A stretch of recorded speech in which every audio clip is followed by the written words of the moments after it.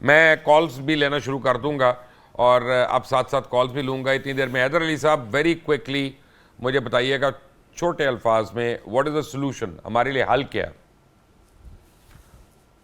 इसका हल एक है शॉर्ट टर्म सॉल्यूशन और एक है लॉन्ग टर्म। पहले Short मैं term फौरी बताइए। हल की तरफ आपको आता हूँ। वो बताइए जी, पहले आप ये, अगर आप पाकिस्तान की सेक्टर रिपोर्ट देखें जो नेपरा हर साल इशू करती है, हमने सिर्फ 43% अपनी इंस्टॉल्ड कैपेसिटी को, डिपेंडेबल कैपेसिटी को यूज़ किया। हमारे पास तकरीबन 40,000 मेगावाट लगा हुआ है, जिसमें से 43 का मतलब है हमने 17,200 पूरे साल में यूज़ किया। और जो बिजली के यूनिट हमने प्रोड्यूस किए वो थे 153 अरब यूनिट एक साल और के 8-8 घंटे लोड शेडिंग दी है लोगों को, 43% यूज करके 8 घंटे लोड शेडिंग दी। मुझे सोल्यूशन बताएं पहले जल्दी से, लोग बेताब हैं सर। जी, मैं आपको वही सोल्यूशन बता रहा हूं।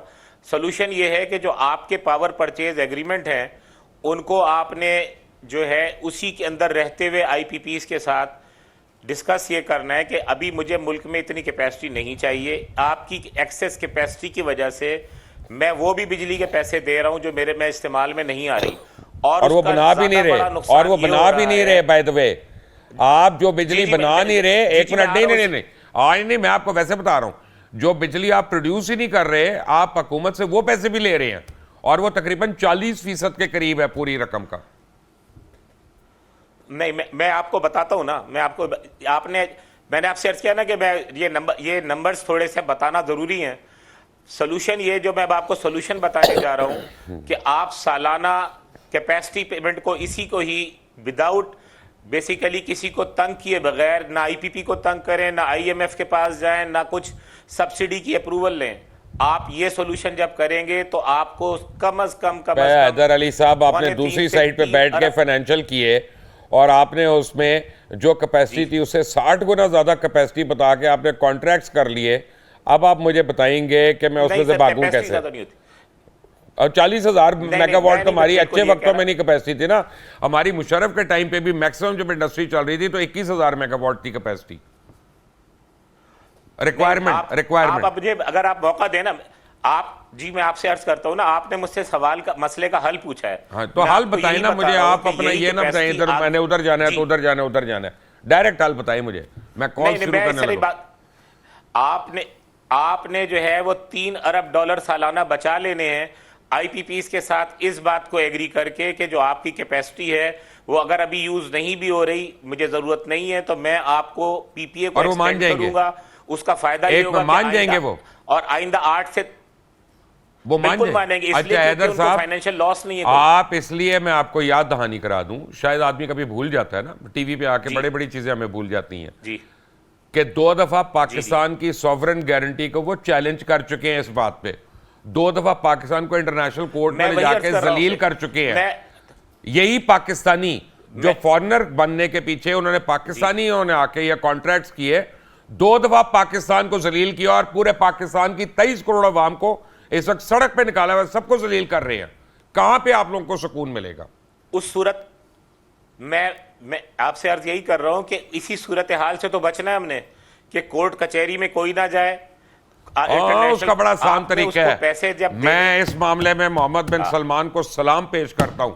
लूटने वालों को पकड़ो होटल में, मैं तो यहां कहता हूं होटल में भी रखने की जरूरत नहीं है, भट्ट साहब के अपना दफ्तर जो है ना वहां पे भी अच्छा कमरा उधर रखे सारों को, और निकलने ना दे जब तक वो कॉन्ट्रैक्ट दोबारा नहीं होता। जी,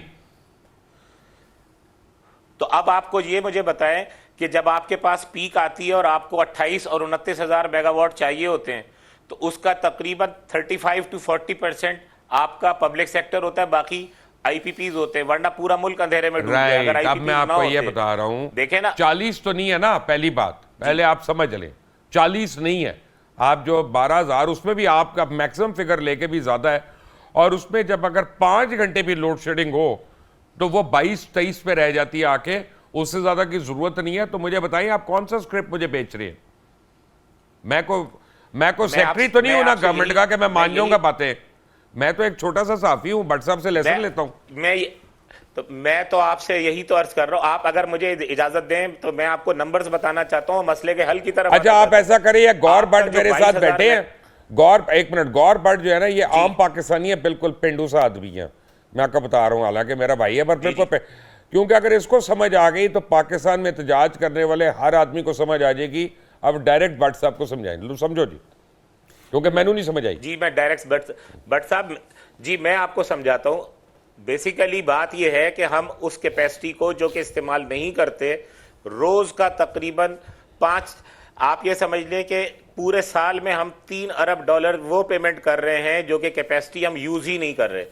आप ये पेमेंट अगर अभी 4 या 5 सालों तक पे डेफर कर दें और आप आईपीपीस के साथ, क्योंकि आपका एग्रीमेंट ईयर का मुआहदा हुआ है, ये जरा समझने की जरूरत है, ये टेक्निकल बात है कि हमारे जो पीपीए इसको निगोशिएट करते हैं या पीपीए के साथ जो एडमिनिस्टर करते हैं उनको समझना चाहिए कि हम एक चीज को इस्तेमाल नहीं कर रहे तो वो पुरानी नहीं होती। पुरानी नहीं होती तो उसकी एफिशिएंसी नहीं गिरती, उसकी फ्यूल कंजम्पशन ज्यादा नहीं होती। प्लीज मैं आपको काट रहा हूं, सॉरी।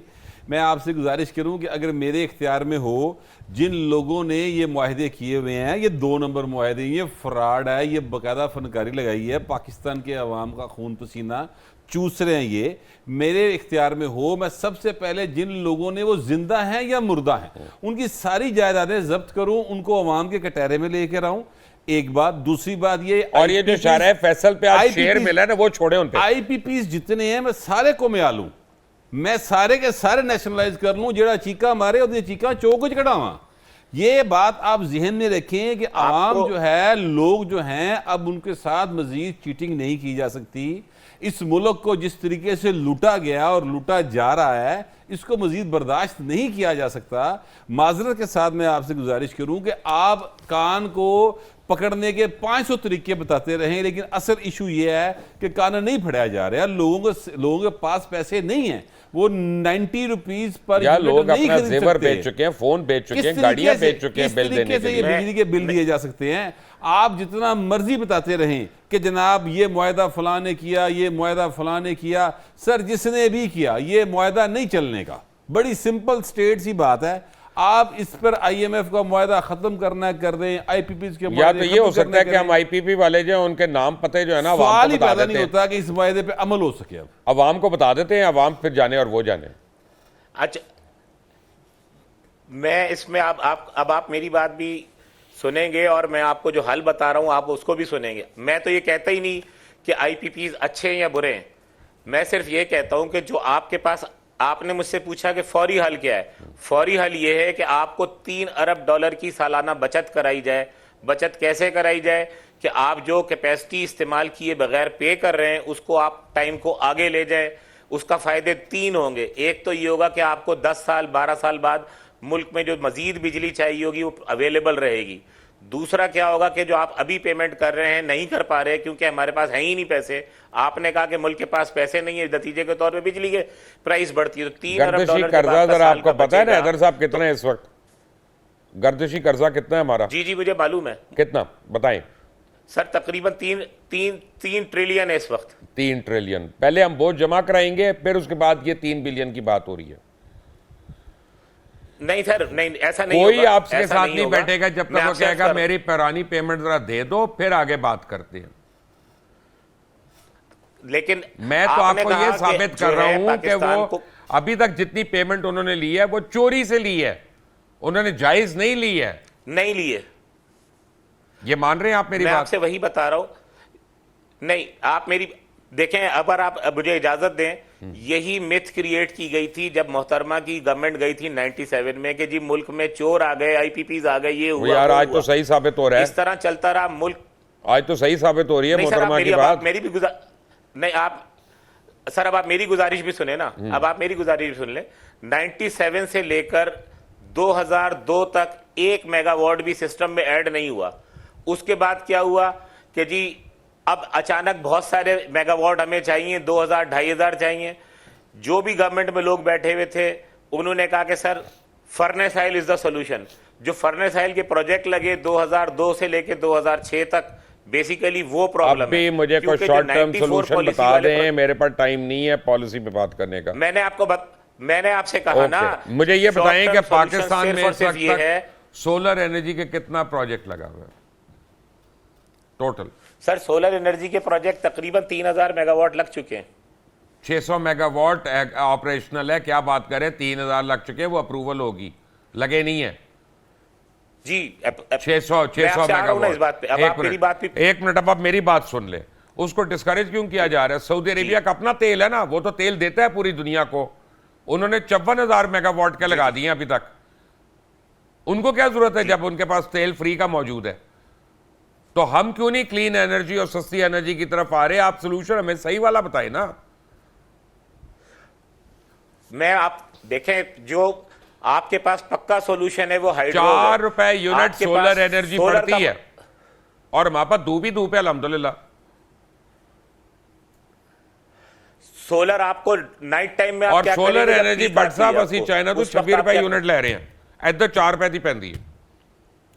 अच्छा हैदर अली साहब, ये बात तो दुरुस्त है कि हाइडल जो है वो सबसे सस्ता है, लेकिन हाइडल फिर सर्दियां की करोगे? सर्दियों में हाइडल आप कहां से जनरेट करेंगे? मैं वहां पर तो मिक्स capacity- मिक्स करते हैं ना। मुबश्शिर Obviously, लुकमान तो साहब, वहां यही मैं आपसे देखें, अर्ज कर रहा हूं कि हमें मैक्सिमम मुबश्शिर सस्ते की लुकमान तरफ साहब जाना ने- चाहिए ना भाई, हमें सस्ते की तरफ ज्यादा जाना मुबश्शिर चाहिए। लुकमान जो साहब ने चीज पाकिस्तान अभी ये में कहा नहीं है था हम कि उसके ऊपर हम उसके ऊपर बेस क्यों करें? जो पाकिस्तान में है हम उसके ऊपर बेस क्यों सर ना करें? मैं ये आपसे, मेरी आप गुजारिश सुने। पाकिस्तान में देखें, विंड, सोलर, हाइड्रो, न्यूक्लियर, ये हमारी प्रायोरिटी सही होनी कह रहे चाहिए। हैं। और लोकल कोल सही पे कह- मैं आपसे- प्रॉब्लम, मैं कोल पे नहीं एग्री। कोल हमारे यहाँ सर हमारी कोल पे ऑलरेडी प्रॉब्लम है environmental। एग्रीकल्चर को बहुत एनवायरमेंटल हैजर्ड दे रहा है, मैं उसके हक में नहीं हूँ। कोल पे, और दूसरे एक तो एनवायरमेंटल हैजर्ड दे रहे हैं, दूसरे उसकी फाइनेंसिंग अब इंटरनेशनली भी अवेलेबल नहीं। हमारा साहिवाल जो Problem है आपको- वो अब आपने क्योंकि बात आपको पता है ग्रीन एरिया हमारा एग्रीकल्चर का, उधर उधर कोल आता है। उसे कोल जी, और मोस्ट फर्टाइल है।